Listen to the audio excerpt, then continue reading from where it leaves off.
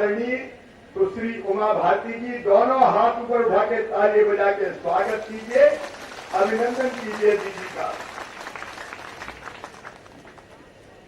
मेरी सरकार के मंत्रिमंडल के सदस्य और हमारे लोकप्रिय उम्मीदवार आदरणीय भाई ओपीएस भदौरिया जी,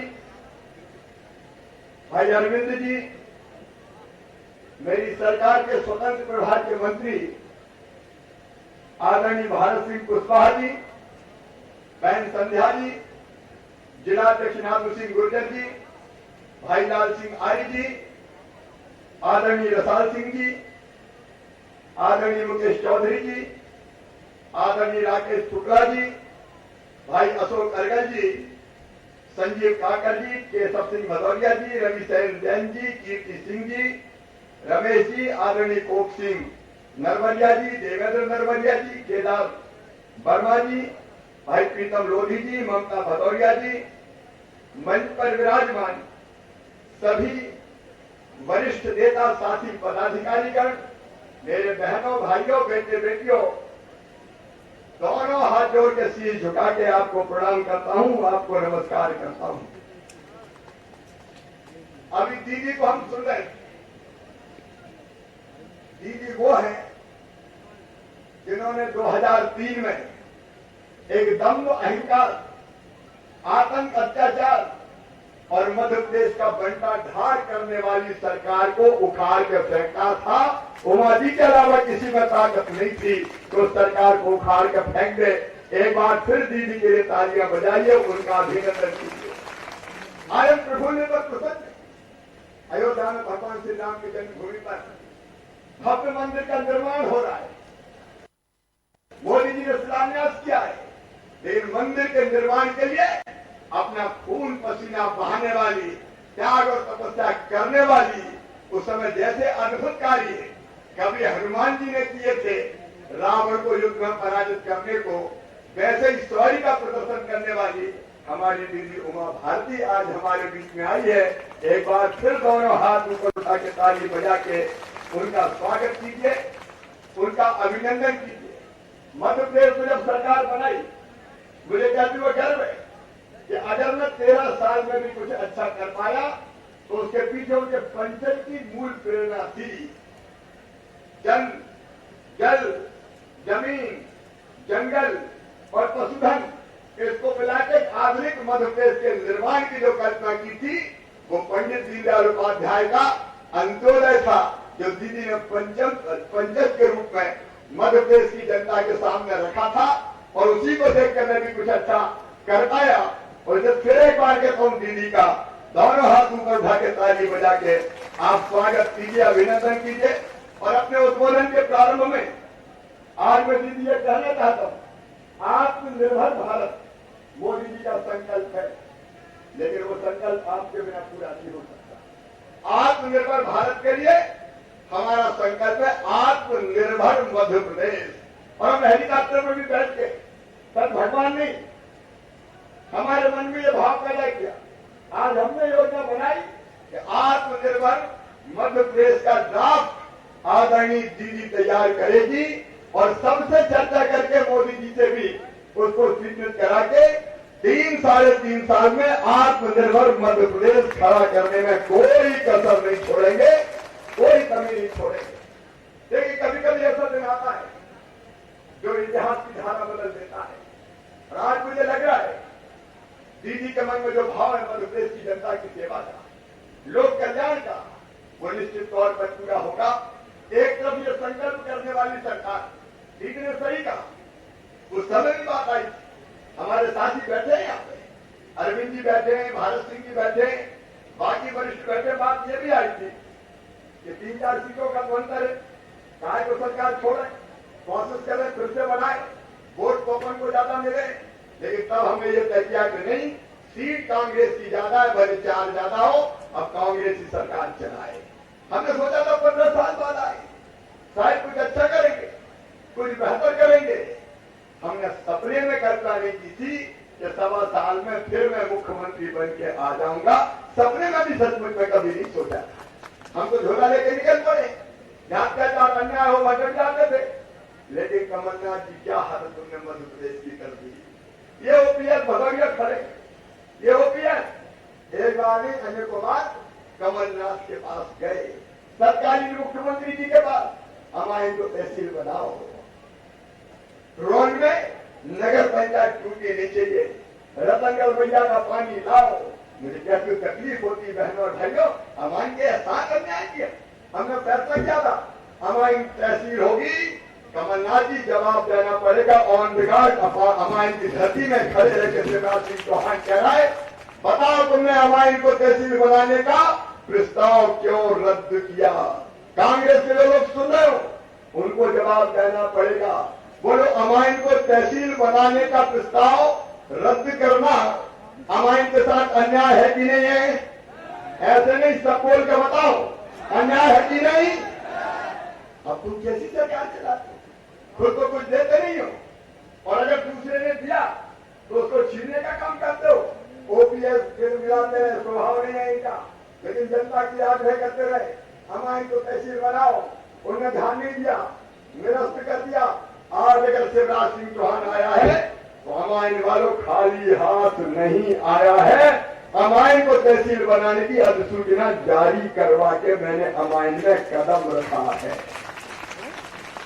और अधिसूचना की कुछ औपचारिकताएं होती है, वो औपचारिकताएं जब तक पूरी होगी तब तक कल से ही यहाँ कमिश्नर है, क्या है भाई, कमिश्नर है, कलेक्टर है, कल से अमाइन में तहसील शुरू हो जानी चाहिए। जनता को और कहीं जाने की जरूरत नहीं पड़नी चाहिए। ये भारतीय जनता पार्टी की सरकार है, ओपीएस कहां फंसे थे, बड़ी देर कभी का दिलाला, अब वहां फंस गए। अब कौन क्या के बीच बचाओ, कोई सुनता क्या? रोहन की बात प्रसाद सिंह जी बैठे, रोहन को आपने रोहन क्षेत्र के लोगों ने सबने मिलकर मुझे कहा कि रोहन में नगर पंचायत बनाओ। दीदी हमने रोहन को नगर पंचायत बनाया। जैसी सरकार कमलनाथ जी बीती राजा की रोहन को नगर पंचायत बनाया, उन्होंने फिर से नगर पंचायत से ग्राम पंचायत कर दिया। एक कमलनाथ राजा, ये रोहन वालों ने तुम्हारा क्या बिगाड़ा था, जवाब देना पड़ेगा। और आज जब रामायण में खड़ा हूं तो रोहन को फिर से नगर पंचायत बना के आया हूं। मेरे बहनों और भाइयों, फिर से नगर पंचायत बना के आया। ये भिड़वालों से झलके जाऊं, मुझे भी यही समझ में नहीं आता। वहां रतनगढ़ सिंचाई योजना दीदी अपने बनाई, और वहां रतनगढ़ सिंचाई योजना से हमारे अमाइन क्षेत्र के 63 गांव की जमीन दीदी किसानों की सिंचित होगी, खेतों में पानी जाएगा, फसलें लहराएगी। लेकिन कांग्रेस की बदनीयत देखो, सिद्धि राजा और एक और यहाँ जो आजकल नदी बचाते हुए घूम रहे हैं। जब खुद मंत्री थे खोद खाई, अब नदी ध्यान में आई, 100 चूहे खा के बिल्ली हज करने जा रही है।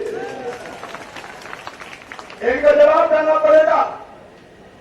भिंड जिले से रतनगढ़ सिंचाई परियोजना का हमारा जो प्रोजेक्ट था उसका दफ्तर भिंड जिले में था, उसको उठा के भिंड जिले से ही ले गए, दफ्तर ही खत्म कर दिया। ये भिंड जिले की जनता है। मैं कहना चाहता हूं कमलनाथ जी, दिग्विजय जी, गोविंद सिंह जी, आग से मत खेलो। अगर ये जनता अपनी को उतर आई तो कोई सिंहासन नहीं छोड़ेगी, ना किसी नेता को बता। ये कोई तरीका है? आप सुविधा देते नहीं हो, हमारी सुविधाएं छीनने का पाप करते हो। और अब कह रहे हैं गद्दारी कर दी, पैसों से सरकार गिरा दी। आज हमारी इस पवित्र धरती पर खड़े होकर शिवराज सिंह चौहान कहना चाहता है दीदी की उपस्थिति में क्या हमने कभी कोई प्रयास ही नहीं किया, सिंधिया जी को अपमानित किया, इनकी एक नहीं सुनी। यही बता रहे थे, चाहते थे, काम की बात करते थे, सिंचाई योजनाओं की बात करते थे, तो मुख्यमंत्री के पास टाइम नहीं होता तो घड़ी देख के कहते थे चलो चलो चलो चलो चलो चलो चलो चलो चलो चलो चलो 24 घंटा 26 घंटा नहीं है।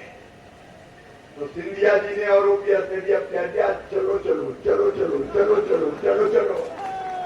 लगातार अपमान कर विकास के काम के लिए घूम घूम कर थक गए।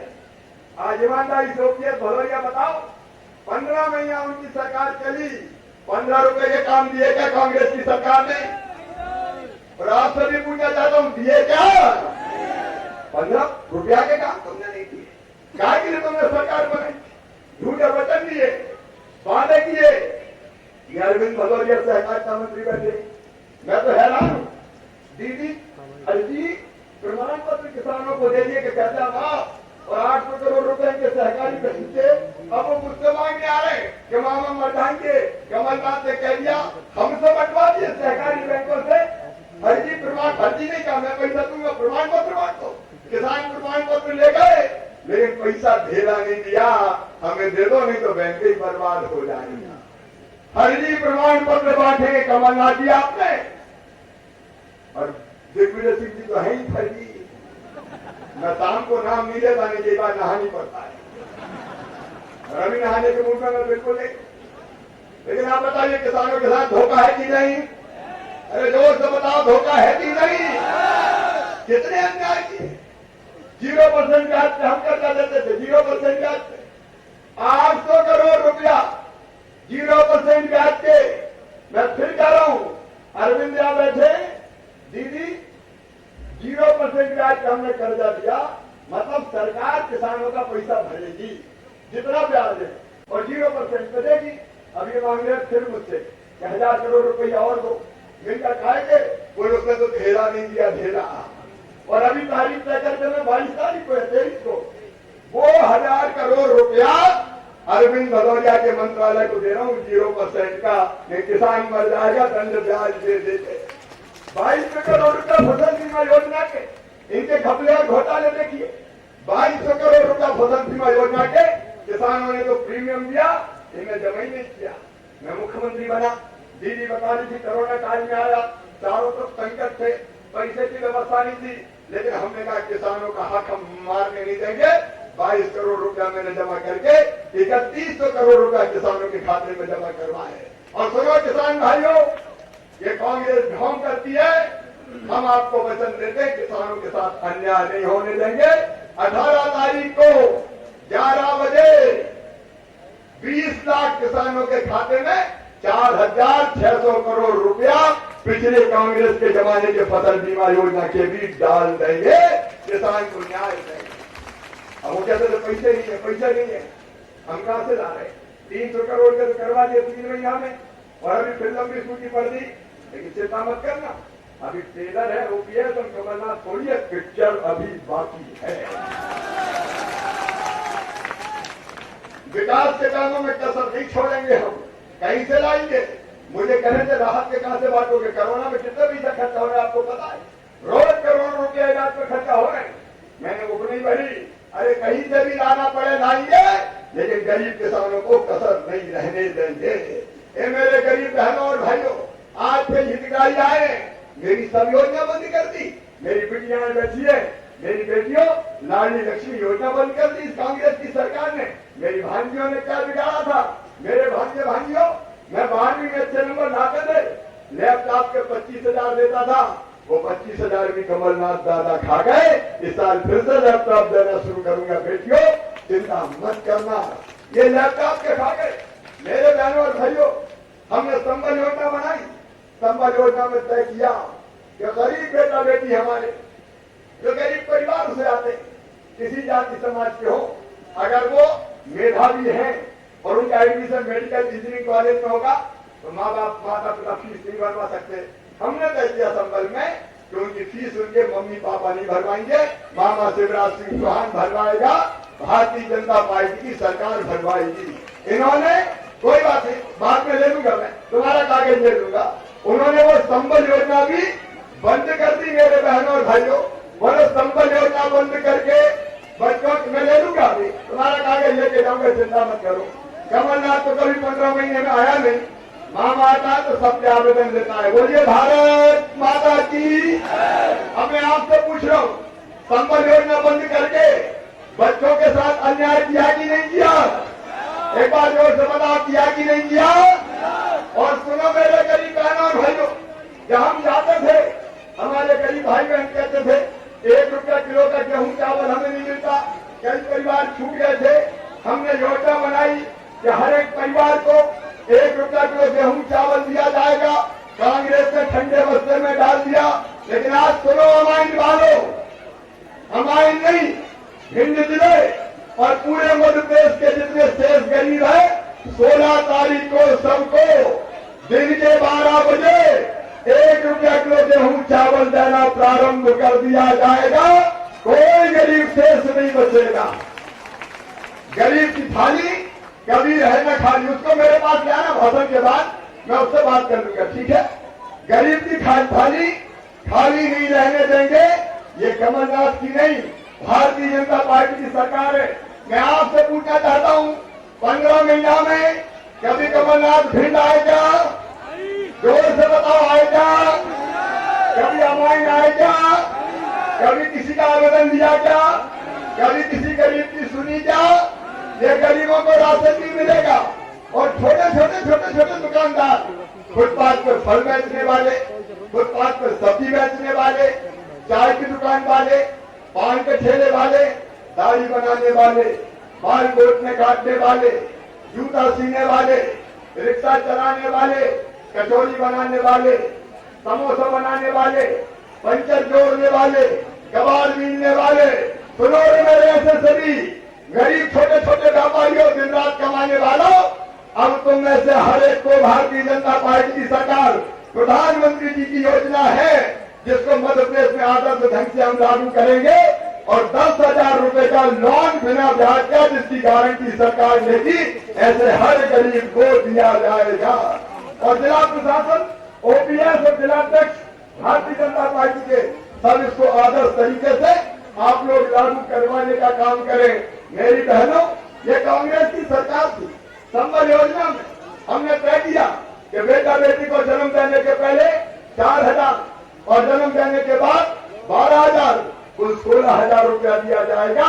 इन बेईमानों ने तो मेरी बहनों के लड़ुआ के 16,000 भी छीन लिए।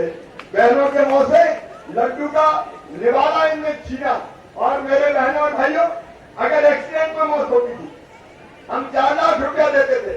सामान्य मृत्यु पर हम 2 लाख रुपया देते थे। और अंतिम संस्कार के लिए हम 5,000 रुपया गरीबों को देते थे। इस कांग्रेस की सरकार ने तो गरीबों का कफन भी छीन लिया। मेरे बहनों और भाइयों, गरीब का कफन भी छीन लिया। विकास के काम किए नहीं, भ्रष्टाचार के रिकॉर्ड बना दिए। अगर मैं चाहूं तो घंटों उस पर भाषण दे सकता हूं। लेकिन अमाइन वालों, आज मैं आपसे पूछना चाहता हूं, ऐसी सरकार जिसने अमाइन से तहसील छीन ली, उस सरकार को जो चली गई, उस सरकार को, उस पार्टी को, जिसकी सरकार थी, सबक सिखाओगे कि नहीं सिखाओगे? ऐसे नहीं, पीछे तक जोर से बोले, सबक सिखाओगे कि नहीं सिखाओगे? जिसने गरीब का राशन छीना, उसको सबक सिखाओगे कि नहीं सिखाओगे? जिसने रोन का नगर पंचायत छीन ली, उसको सबक सिखाओगे कि नहीं सिखाओगे? जिसने सिंचाई की योजना छीन ली, उनको सबक सिखाओगे कि नहीं सिखाओगे? संबल योजना जिनने बंद कर दी, उनको सबक सिखाओगे कि नहीं सिखाओगे? और आज मैं कहता हूं अपनी दीदी के सामने, इनको दीदी भी कहता हूं मैं और दीदी मां भी कहता हूं। जब दीदी का आशीर्वाद मिलता है तो हमारी हिम्मत भी 10 गुना ज्यादा बढ़ जाती है। मेरी मां तो बचपन में चली गई थी, स्वर्गवास हो गया था उनका। लेकिन उसके बाद जब भी मुझे जरूरत पड़ती है मां के स्नेह और प्यार की, तो बहन का प्यार भी अगर देती है तो दीदी देती है, और मां का प्यार भी अगर बरसाती है तो दीदी उमा भारती बरसाती है। ऐसी दीदी जो मध्य प्रदेश के विकास के लिए प्रतिबद्ध है, बिल्कुल उनके साथ मिलकर, और आदरणीय लोकप्रिय नेता ज्योतिरादित्य सिंधिया जी के साथ मिलकर, भारतीय जनता पार्टी की टीम के साथ मिलकर हम इस महंगा और अमाइन के विकास का नया अध्याय रचेंगे। आज कुछ मांगे और ओपीएस भदौरिया ने रखी है, और चिंता मत करना, मैंने पहले ही कह दिया ओपीएस या हर एक चीज पूरी करेंगे। महापुरुषों के नाम पे जिन जिन के नाम रखने, उसका भी प्रॉपर प्रस्ताव बनवा के भेजिए, ताकि मेहगांव स्टेडियम से लेकर बाकी जगह तक के नाम रखे जा सके। और फिर एक बार मैं कहता हूं, जैसा दीदी ने कहा, 3.5 साल में आत्मनिर्भर मध्य प्रदेश बना के आपको दे देंगे। लेकिन इसके लिए प्रार्थना है ओपीएस भदौरिया को जिताइए, क्योंकि ये चुनाव केवल ओपीएस का नहीं है। याद रखना, ये चुनाव मुख्यमंत्री का भी है। मैं बना इसलिए कि ओपी ने 7 साल में इस्तीफा दे दिया। अगर ये इस्तीफा नहीं देते तो शिवराज भी मुख्यमंत्री नहीं बनता, भारतीय जनता पार्टी की सरकार नहीं बनती। अरे पंची नहीं छोड़ते लोग, सरपंची नहीं छोड़ते लोग। इनने तो क्षेत्र के विकास के लिए विधायक का पद छोड़ के कहा कि एक बार ही 17 बार चला जाए। अगर हम सेवा नहीं कर पा रहे तो विधायक लेके क्या करेंगे? ऐसे तपस्या करने वाले विधायक को फिर दोबारा आशीर्वाद दीजिए। ओपीएस भदौरिया को आशीर्वाद दीजिए, शिवराज सिंह चौहान को आशीर्वाद दीजिए, नरेंद्र मोदी जी के हाथ मजबूत कीजिए और उमा दीदी के सपने को पूरा कीजिए। और इसलिए आप सबसे अपील करता हूं, भावुक और अपील करता हूं कि बहनों और भाइयों, आज दीदी ने संकल्प दिलाया है। एक बार फिर हम दीदी के संकल्प को दोहराएंगे और दिल दिमाग में उतार के बाकी को भी संकल्प दिलाएंगे कि ओपीएस भदौरिया को, केवल ओपीएस को नहीं, दीदी के सम्मान को, शिवराज को मुख्यमंत्री बनाने के लिए और सिंधिया जी को भी मजबूत करने के लिए, भारतीय जनता पार्टी की सरकार बनाए रखने के लिए भारी बहुमत से ओपीएस भदौरिया को जिताएंगे। बोलिए, सब तैयार हैं? जोर से सब तैयार हैं? ओपीएस को जिताएंगे और जोर से ओपीएस को जिताएंगे, कमल का फूल खिलाएंगे। तो आज एक बार फिर से दोनों हाथ ऊपर उठा के, दोनों मुट्ठी बांध के, भारत माता की जय बोल के ओपीएस को जिताने का संकल्प लें। बोलिए, भारत माता की, सदरवा सरकार की, अमायन वालों की। और आज ही बोलिए मैया की। और आज हमारे भिंड जिले के वरिष्ठ पत्रकार गणेश भारद्वाज जी का जन्मदिन है, उनको भी बहुत बधाई। और पत्रकार मित्रों, जो बीमा की बढ़ी हुई राशि जो पत्रकारों को देनी थी कराने के लिए, वो मैंने आज आदेश जारी कर दिए, अब वो हम भरवाएंगे, पत्रकारों को भरवाने की जरूरत नहीं है। बहुत बहुत धन्यवाद, प्रणाम, नमस्कार। अभी मंच पर हितग्राहियों, लाभान्वित हितग्राहियों को सम्मानित होना है।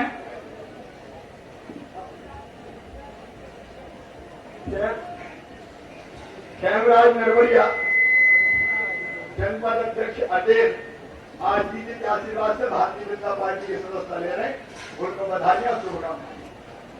लाभान्वित एजेंसी हितग्राहियों को लाभान्वित होना है। एकीकृत महिला बाल विकास से लाडली लक्ष्मी योजना के अंतर्गत प्रांजल अंजलि शिवानी मंच पर आए हैं। माननीय मुख्यमंत्री जी से चेक प्राप्त करें। प्रांजल अंजलि शिवानी लाडली लक्ष्मी योजना अंतर्गत। इसके बाद ग्रामीण आजीविका मिशन की अन्नपूर्णा दौरे और रचना दिवाकर मंच पर आकर माननीय मुख्यमंत्री जी से 1-1 लाख रुपए के चेक प्राप्त करें। इसके बाद पशु विक्रेता योजना ग्रामीण में पूसा और ललिता आकर 10-10 हजार रुपए का